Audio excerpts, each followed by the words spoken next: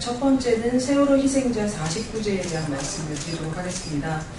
오늘은 세월호 참사가 발생한 지 49일째가 되는 날입니다. 지금 안산, 지장사와 하늘추모공원 등 전국에서 세월호 희생자 49제를 맞아 추도식이 열려 많은 국민들께서 함께 아픔을 나누고 계십니다. 49일 전 그날 차가운 바다에서 세상을 등진 희생자 여러분과 가족을 먼저 떠나보낸 슬픔으로 아직도 고통받고 계신 유가족 여러분께 진심으로 애도의 말씀을 드립니다. 또한 아직도 우리 곁으로 돌아오지 못한 실종자분들이 하루빨리 가족의 품으로 돌아오실 수 있도록 최선을 다하겠다는 약속을 드립니다. 두 번째는 세월호 침몰 사건 진상규명을 위해서 시작된 국조특위랑 관련된 얘기입니다. 이에 대한 일방적인 새정치민주연합의 정치공세는 지양돼야 합니다. 어제 세월호 국정조사 특위위원 팽목항 방문건과 관련해서 한 말씀 드리겠습니다.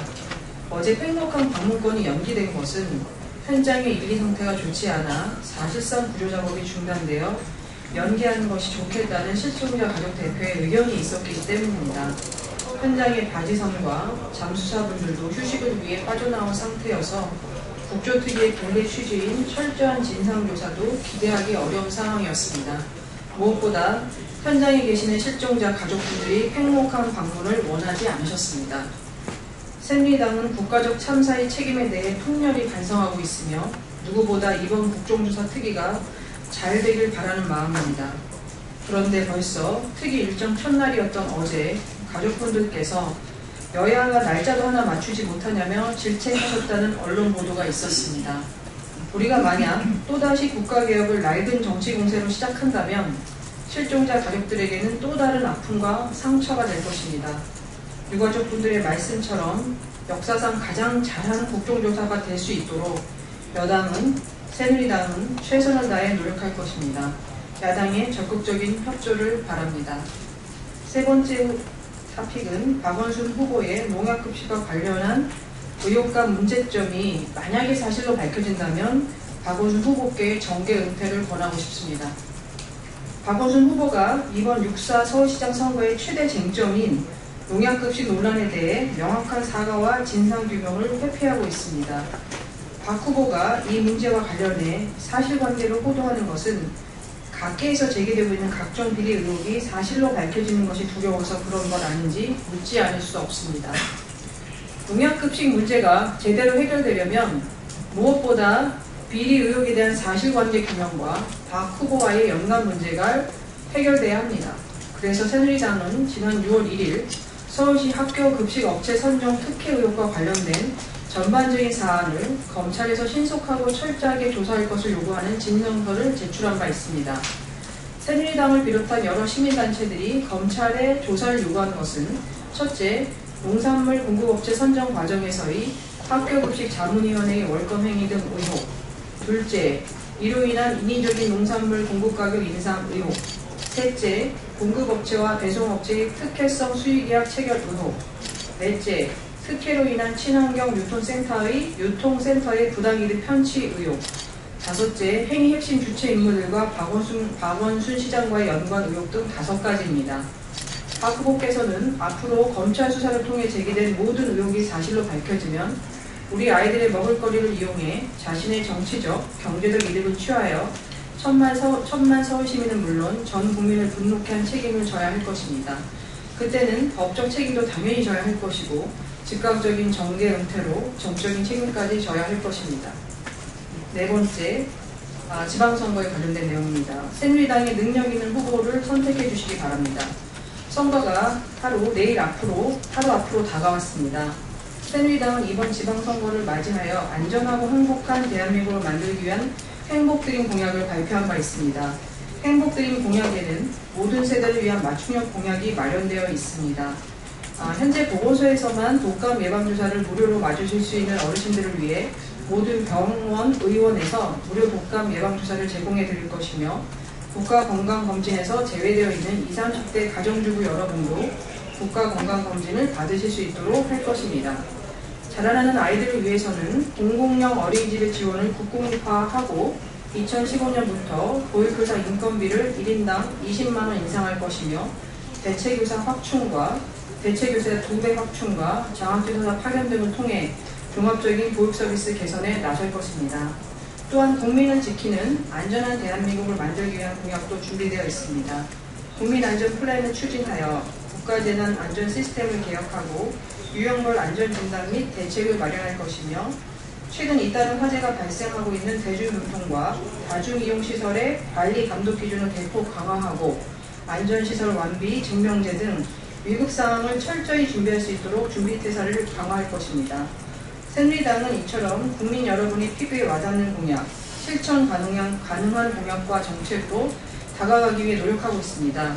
하지만 새정치민주연합은 각 지역 후보자들이 파퓰리즘 공약을 내걸거나 공직 후보자다운 자세를 보이지 못하는 등 함량 미달의 모습으로 국민을 실망시키고 있습니다. 몇 군데 격전지의 공약을 비교해드리겠습니다. 먼저 서울입니다.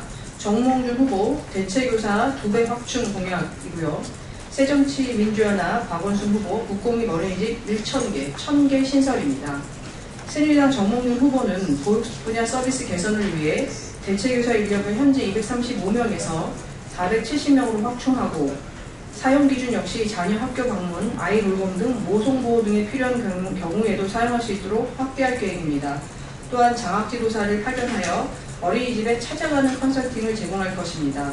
그러나 새민련 박원순 후보는 2013년 102개의 국공립 어린이집을 확충하고는 4년 동안 1000개의 국공립을 늘리겠다는 공약을 세웠습니다.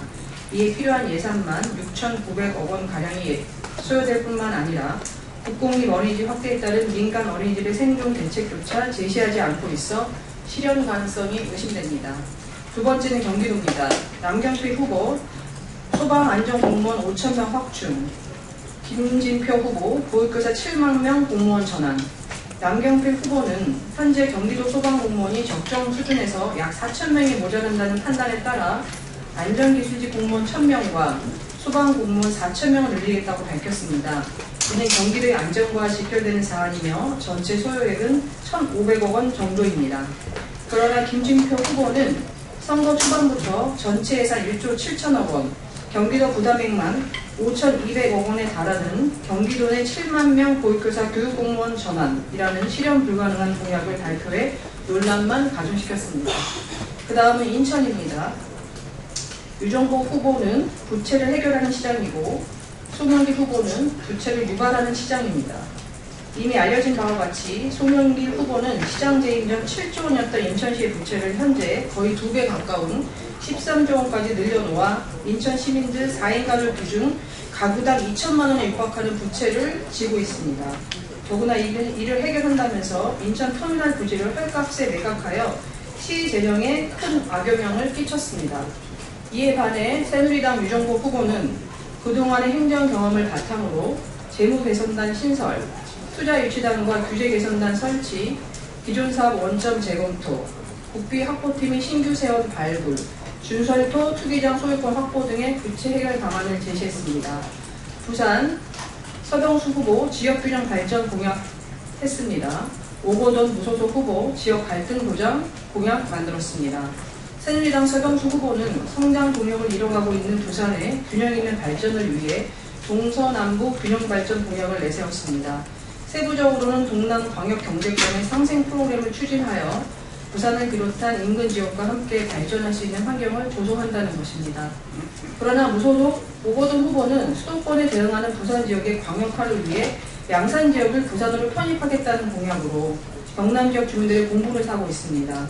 뿐만 아니라 이를 양산 지역 후보들과 상의조차 하지 않았는지 새누리당은 물론 새민영 후보조차 이는 민감한 사안이다 라고 선을 긋고 지역을 분열시키고 갈등을 유발하는 공약으로는 지역의 표심을 얻을 수가 없습니다. 강원입니다. 최영지 후보 지역별 경제 육성 공약 발표, 최문순 후보 무상 시리즈 공약 발표. 강원도는 재정 자립도가 22.2%로 전국 최하위 수준의 지역입니다. 이에 따라 지역의 경제를 살리고 곳간을 채우는 정책과 공약이 반드시 필요한 지역입니다.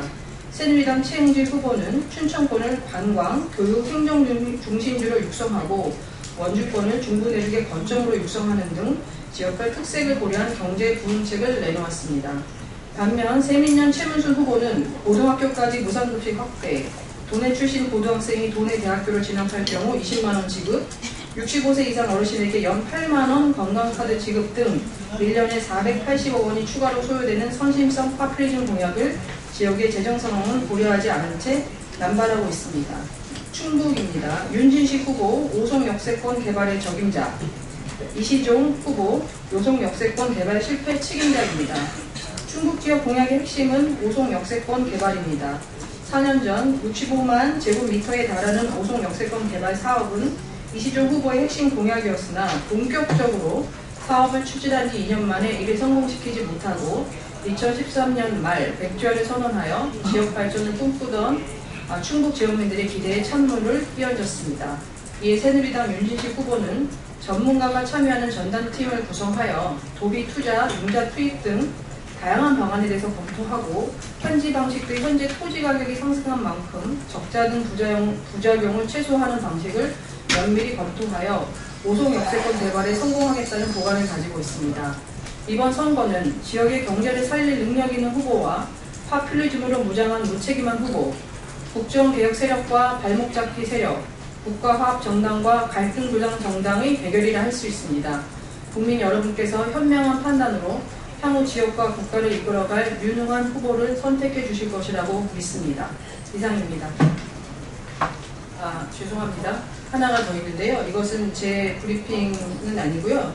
어제 저녁에 새누리당 정책위원회가 지방자치 빚에 대한 새정치민주연합의 반박 자료에 대해서 재반박 자료를 냈습니다. 짧게 설명을 드리겠습니다. 새누리당이 5월 28일 빚만 늘린 새정치민주연합은 지방자치 자격이 없다라는 발표를 자료를 했고, 이에 대해서 어제 세민연 정책위가 빚만 늘린 새누리당 국가운영 자격 없다라고 반박 자료를 냈는데 그 부분이 모두 허위에 근거한 얘기라는 것을 다시 한번 말씀드리겠습니다. 핵심은요, 지방채가 새누리당의 광역지자체장이 있는 곳에서 많이 늘었다라는 게 세민연의 주장이었는데, 새누리당은 지방채를 포함한 채무와 부채 전체에 대해서 얘기를 하고 있기 때문에 지방채만 가지고는 그 지방의 어떤 부채의 어떤 현재 예산의 수준에 대해서 빚이 얼마나 있는지에 대해서 알 수 없다는 말씀을 드리겠습니다. 그래서 지방채는 이미 새누리당이 발표한 채무와 부채에 포함된 것이고요. 그 다음에 세민연의 자료에서 서울과 경남 등을 다 새누리당에 넣습니다. 하지만 아시다시피 서울은 오세훈 후보와 오세훈 전 시장과 현재 박원순 후보가 중간에 광역자치단체장이 변화했고요. 경남도 김두관 지사하고 그다음에 홍준표 지사의 변화가 있었습니다. 그래서 이것을 모두 새누리당으로 놓는 것은 사실 잘못된 것이어서 구분해서 놓아야 된다는 부분에 대해서 말씀드리고요. 서울만 보면 오세훈 시장 시절에는 지방채 발행이 6,308억 감소한 반면 박원순 시장에서는 2,208억에 불과하기 때문에 이것을 지자체장의 어떤 소속 당으로 봤을 때는 분명히 다르다는 말씀을 드리겠습니다.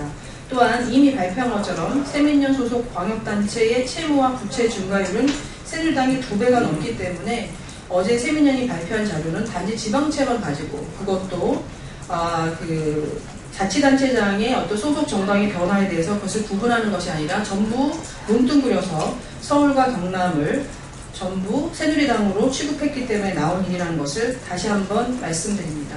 이상입니다.